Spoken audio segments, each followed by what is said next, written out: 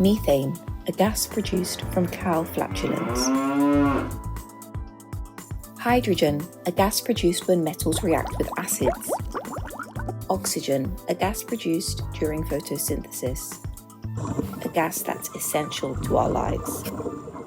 All of the gases I've mentioned are made up of non-metals, and they all have simple covalent structures. In our previous video, we looked at dot and cross diagrams for covalent molecules and found that a water molecule has an oxygen atom with 4 electrons left over in its outer shell, and then it's got 2 covalent bonds between hydrogen atoms. These covalent bonds are strong forces of attraction between the atoms, but what holds the molecules together?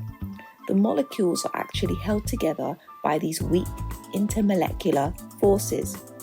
Intermolecular meaning in between molecules. The network of water molecules held together by these weak intermolecular forces is known as a simple covalent structure. Most non-metal substances have this simple covalent structure. Based on this structure and bonding, simple covalent molecules have particular properties. First off, simple covalent molecules are gases at room temperature. This is because they have low melting and boiling points. But why do they have low melting and boiling points? It's due to the weak intermolecular forces between the molecules. These forces do not need a loss of energy to break, and so they are easily broken. The second property that we need to remember is that they do not conduct electricity at all. So let's take nitrogen for example. If we look at nitrogen, we know that we've got a triple bond between the atoms, and so 3 pairs of electrons are shared between the nitrogen atoms. There are 2 electrons that are left over in the outer shell of each nitrogen atom.